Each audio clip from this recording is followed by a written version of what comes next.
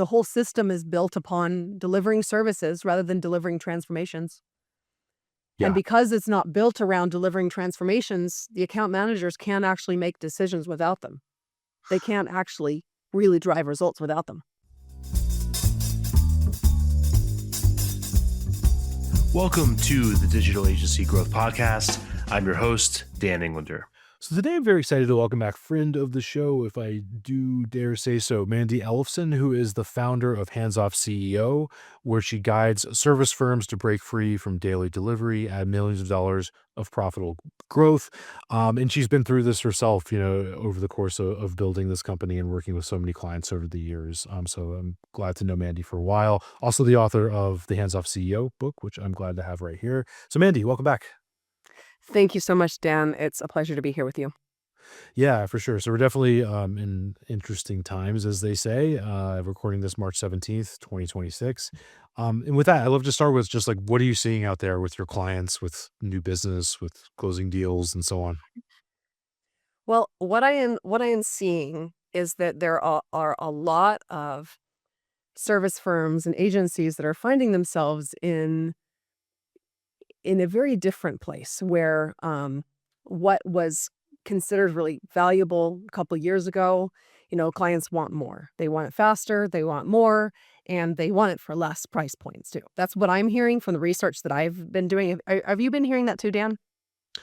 Yeah, we have. It's definitely been a mix. And I think that it's so weird in the agency space because it's very fractured, right? So we have people that are moving very quickly and developing AI apps and adapting because they have to. I think that there's specific examples of that, like SEO is like completely disrupted.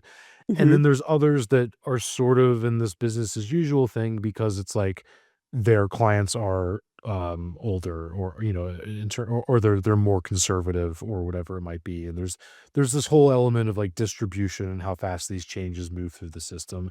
And then on top of that, you just have the usual garden variety economic uncertainty and chaos, right? So Yeah. it's for me, I find it whenever people ask me questions about what like and this is not fair because I literally asked you this question, but the "what are you seeing" thing, it's always just such a mixed bag that Right. I can only say I don't know. Yeah. It is a mixed bag, but what I can say is that buying patterns have absolutely changed, and they've changed. Obviously, buying patterns are always changing, but they changed so rapidly in the past couple years, and service-based firms have to innovate. I mean, they have to show up in different ways, in ways that their clients can actually see their real value. Um, in the past, they could get by with sloppy offers.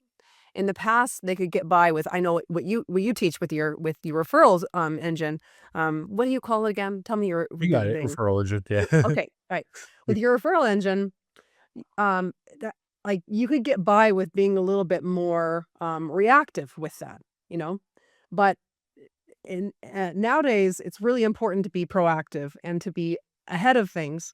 And but a big part of that is really knowing what your business is actually here to transform. Like, what is the transformation that your business is really about? Because if you're still just a service provider, you're going to be stuck in a situation where your clients will be wanting more and more for less and less. Yeah, would you mind kind of drilling into that a little bit more? Like, your clients that are dealing with that problem or starting to see that problem intensify, how is it manifesting? Who are the agency? Like, what are they hearing from their clients? Yeah, well, what they're hearing from their clients is that the same offers that they were bringing, and they were pitching a couple years ago, clients are coming back and saying, "Well, you know what? Let's get started with this small, tiny piece." So like that, they're seeing the budgets. We have less budgets. What they're seeing is, you know what? This looks really good. Let's talk in 3 months. Let's talk in 6 months. It's like pushing things back, and really, what they're saying is this is not a priority for us right now. And very often they'll talk in 3 months or 6 months later, and then still it's not a priority. And Yeah. the real problem was that they were not able to hook what the real issue was that they needed solving with their service. So that is a real issue that happens both with sales that don't happen, but then they also happen where you make the sale, but then you have to claw your way up to a higher budget, and then they always see you at a lower price point. Right, right. So there's a couple things to dig into there. I think the first is the clients that are coming back saying this is not a priority.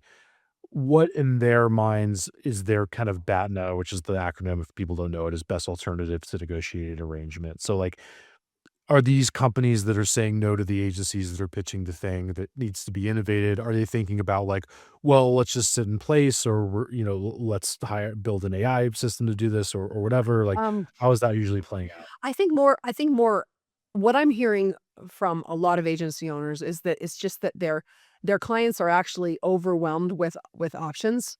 So Mm. they're just freezing. Like that's a lot of businesses freezing, or they're just starting some with a lot smaller pieces. They're moving slower. And these all happen in every market. This kind of thing can happen in every market. It's just becoming more apparent now. And what that means is that your how you talk about your value has to be that much tighter. Yeah, that makes sense. And the other question I had from what you were just saying is historically there'd be this kind of model of we'll sell the small thing to get to the bigger thing, to get like a Right. foothold in or whatever.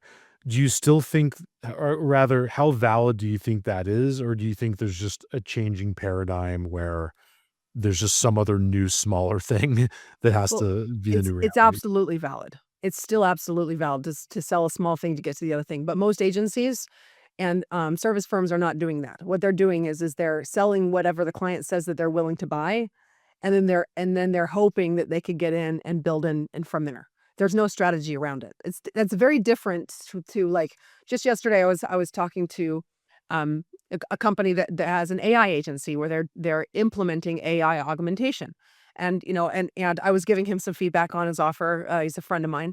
And one of the pieces that the challenge with this offer is that I was like, "Well, what happens next?" And he's like, "Well, it just kind of depends." Like, so basically what I heard is it depends on what they're saying their budget is, and they say their next problem is, instead of saying, "Well, the next step is we do this one assessment here, and it's going to generate this output and this output, and by the end of this, we're going to have this outcome for you." I don't know what that is because I didn't have a chance to break that all down with him.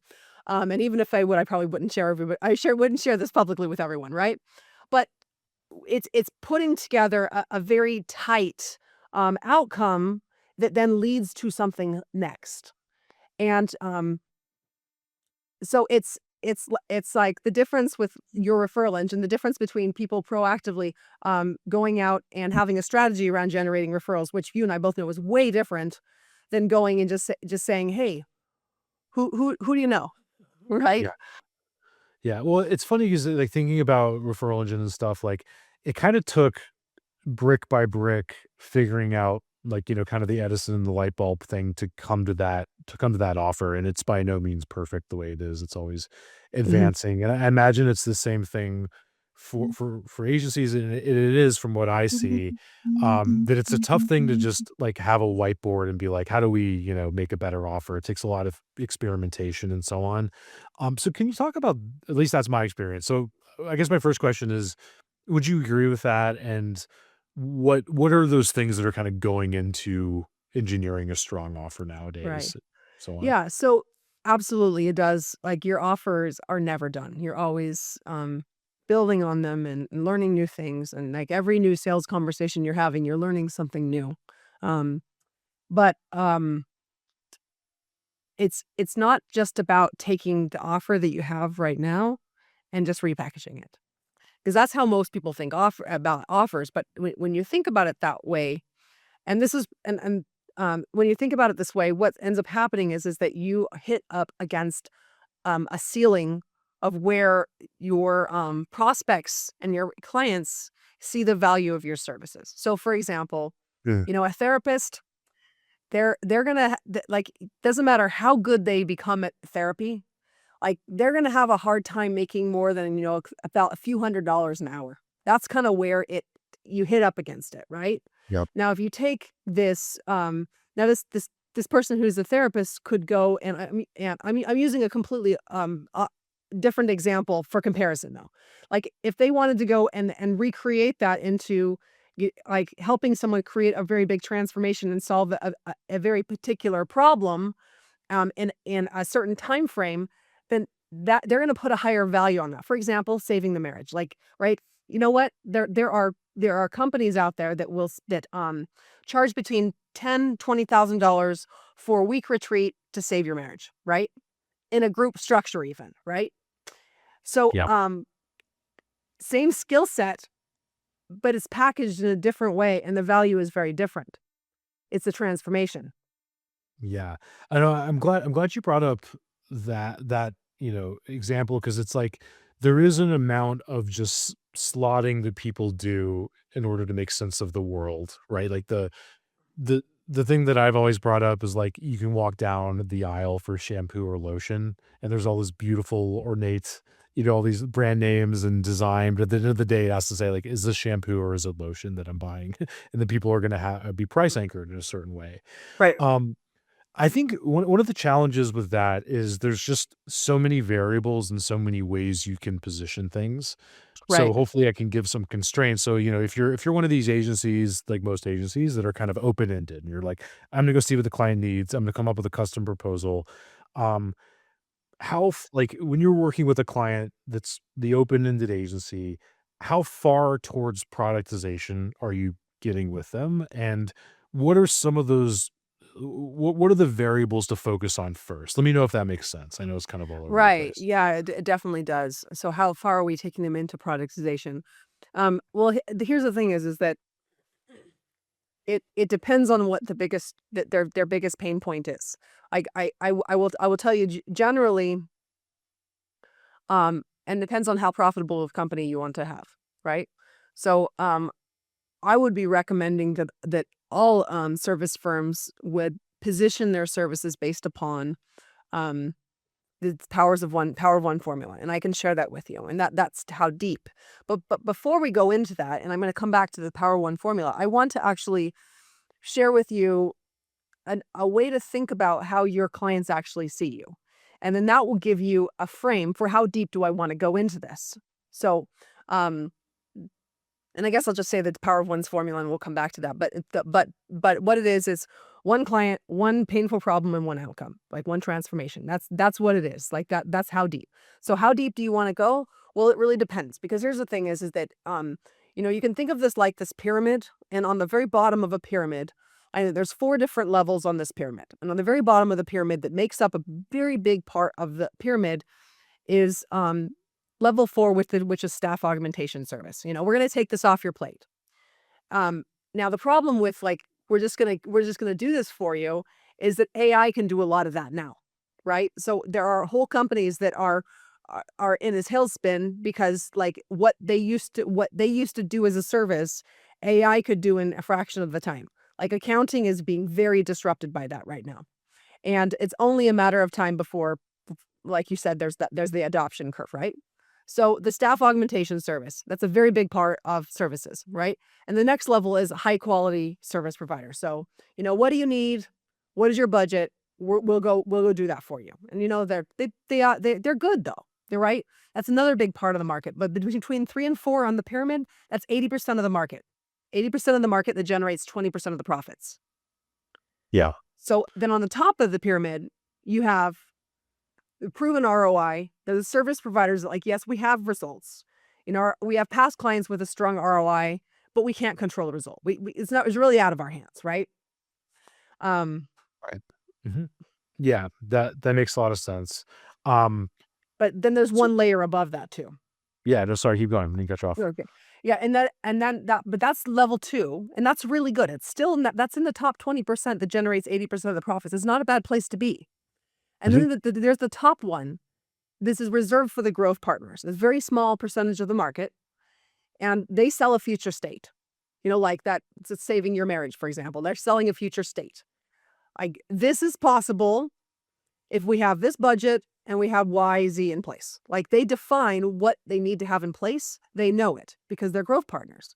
And that is Right. and that is when you're at a level of service provider, um, where you actually are one of the most profitable in the industry. And I can give you some examples of companies that we've helped do that. But it's a layering up to answer your question. So like what level do Yeah. you want to be at? Right, right. That makes sense. And so, to kind of sum it up, and let me know if this is an oversimplification. You can kind of go in two directions, right? You can go to owning more of the problem and taking on probably fewer clients and charging more, or owning less of the problem, taking on more clients and charging less. Right. Um, and as usual, like a paradigm shifting technology like AI is like this multi-edged sword, right? Like you Right. can, it's hurting you, but you could also use it to go in either direction, I guess, in some ways. Um, so I'm trying to bring this to a question, I guess, like for the agency to give a constraint that is that highly custom agency that's doing all that sort of thing. Is there a direction that you find it's easier for them to move in, if that's making any sense? Is there a direction? Yes. The easiest way for them to move in is where they have case studies already. That's the easiest place to move into is to look. And I'll give you an example, Jerry.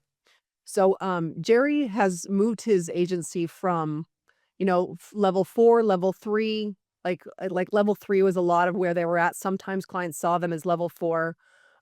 Sometimes they were lucky and got up to level 2, but they were playing solidly in about a level 3. And they were getting they were getting fees around, in the thousands, and they would be little projects here and there. And we went through his client base and we looked at, well, where have you had the best results? Like, what are the conditions that you need to have for the best results? And like, what are those best results? Let's define what those results are. So this really starts with like looking at the end and saying, what kind of transformations do we want to be known for? What transformations have we created in the past? So they had a very small part of their client base that was actually in elder care. And they'd have some good results for them. I think that maybe even just 1 or 2 clients, not a lot. But, they looked at this and said, "Okay, well, you know what? What kind of transformation could we provide?" And then, of course, the answer is, "Well, it depends," right? Well, what does it depend upon?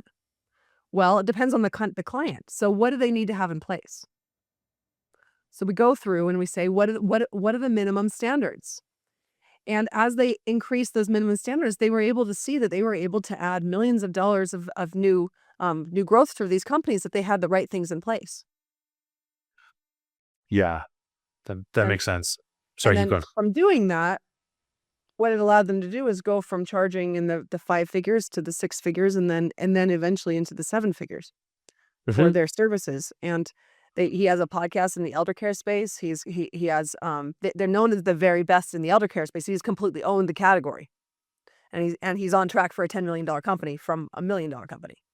So so that's what's possible when you find that and and you really go deep into where your results are.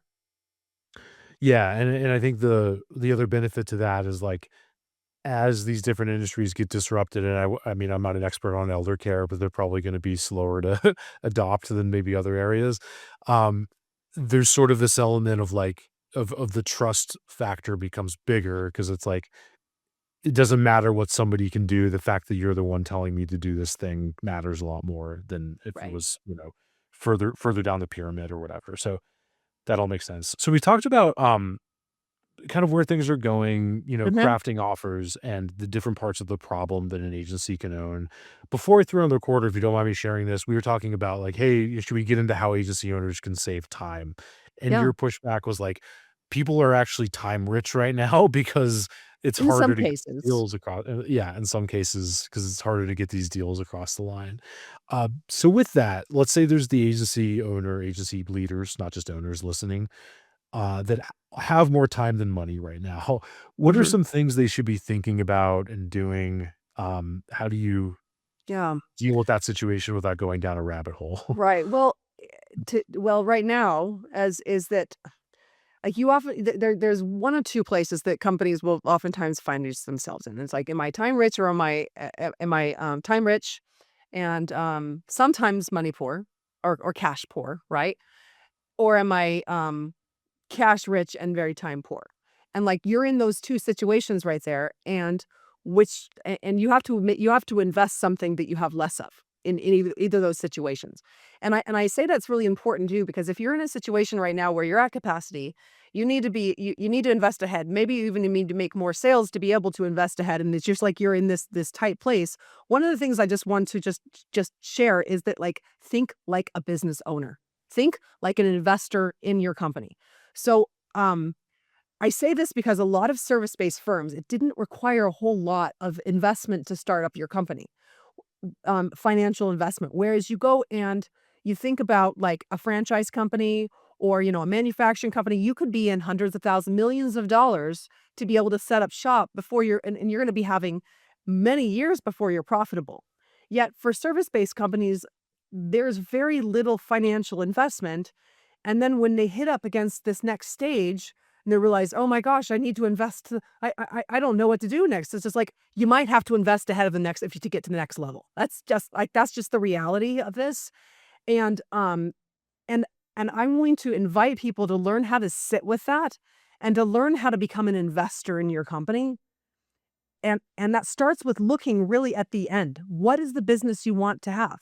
I was talking with a CEO recently who said, I really want this company to run without me. And right now, like, I'm doing a lot of these things all on my own. But at the same time, I need to make some more sales first before I can have, I can afford to get the support to be able to do this the right way. And I'm like looking at this and I'm saying, you're thinking about this wrong. Like, you really want to be out of the company in a year and you want to have your company doubled in a year. Like, the current circumstances you have right now are not going to get you to where you're at, and you need to invest ahead. Maybe that's hiring the next person, but you getting very focused on what is the things that you need to do to drive the growth, and then what investments do I need to make in the company so that I can actually get it at the next level. Yeah, that makes sense, and it sounds like there's a process you have to go through to get to that level. I guess, like, are there any I'm sure this is very idiosyncratic depending on people's situations, but are there any recurring blind spots you're seeing for agency owners not seeing the next big investment they need to be thinking about? Right. Well, yes, I can tell you one of them, and I think you might agree with me on this one. Mm. Well, one of the big blind spots is that, okay, I need more sales. Therefore, I'm going to go hire a marketing and salesperson, just this broad, whatever that is, um, who is just going to magically solve this problem. Or, I'm going to hire I'm going to go hire a salesperson. And you go and you spend tens of thousands of dollars and you find out that this salesperson was actually just waiting like a little bird for you to drop a worm in their mouth. They didn't solve the problem at all. They just created new ones. Have you seen that, Dan? I've seen that a lot, yeah. Right? You Right. probably have a lot of your clients Uh, who've uh, tried that before working with you. yeah, and I think ironically, like, one of the worst things that can happen is you hire that person and it works, because then you're beholden to this person and you don't have anything.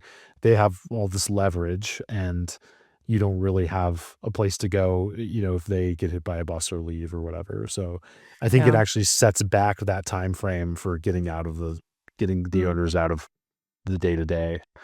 Well, I would say that a lot of owners would say, I'll cross that bridge when I get to it." They probably wouldn't mind that situation, but I don't Sure. see that it works very often, and I rarely ever see that Rarely. that works until you have the Rarely. foundation in place. It's like going and saying, "I'm gonna build a house," so you start framing the house. No foundation is poured, and then, like, you've got this frame, you're trying to, like, put drywall up, and the whole thing's just falling apart.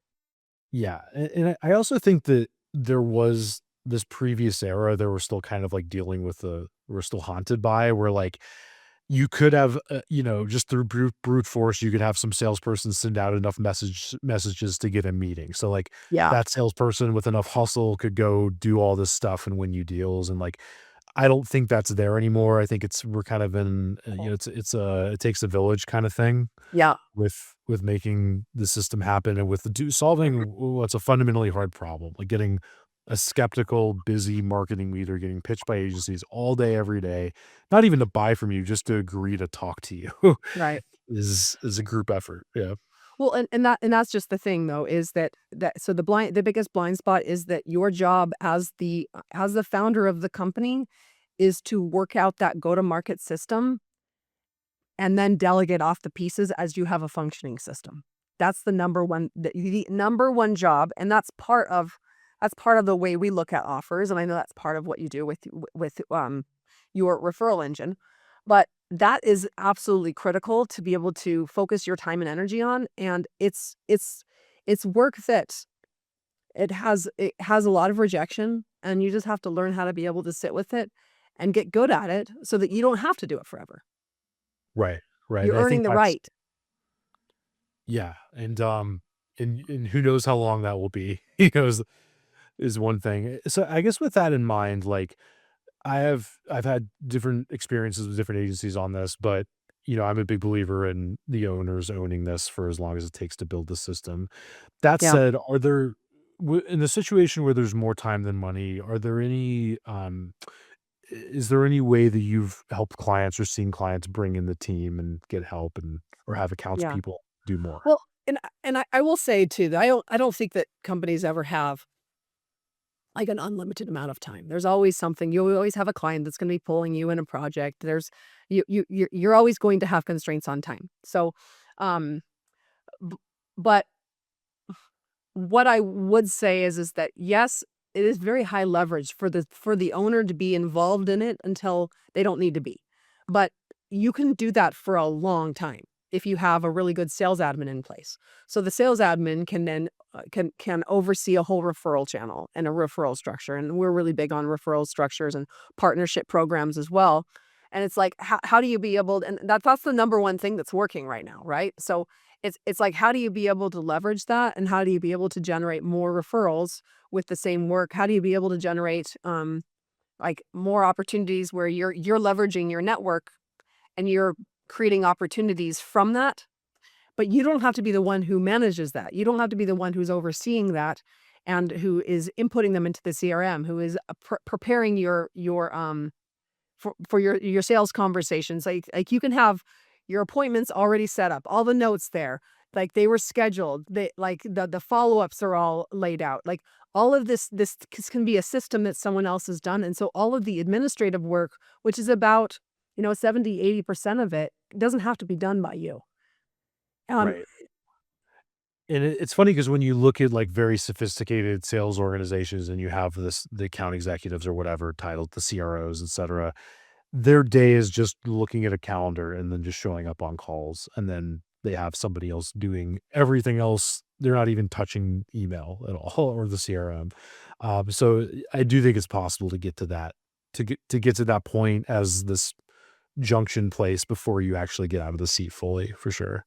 Well, it's possible. I mean, I've done it. I've done it for years. Yeah. It's absolutely possible. And you know what? The interesting thing is too is like that part of the sales system is it's like something that my team has actually created that system for our clients. Like I didn't even touch that system. They created the entire thing. Yeah. I led them, I guided them on it, but um so that's the blind spot. It's around your number one job is making sure that the company is has business, that you're overseeing that. You don't have to be the one doing it, but your job is that. And that brings me to next connection for like, well then how do you really be able to grow? What is that the bigger blind spot around this is that like you should not be the one driving like running the business. You should not be the one overseeing services like in account management. Like you should have leaders over that. And you can do that a lot sooner than you think. Let's dig into that a little bit more. What does it take to do it sooner than people are usually thinking? So a really common thing that I hear is, well, you know what? I'm at this point, like I'm at 500,000. I'm going to double the company, and I'm going to double this company over a year, which is a pretty fast amount of growth for a company that size. I'm going to double this company for over a year, and then once I get to 1 million, then I'm going to have the budget to be able to hire an operations manager.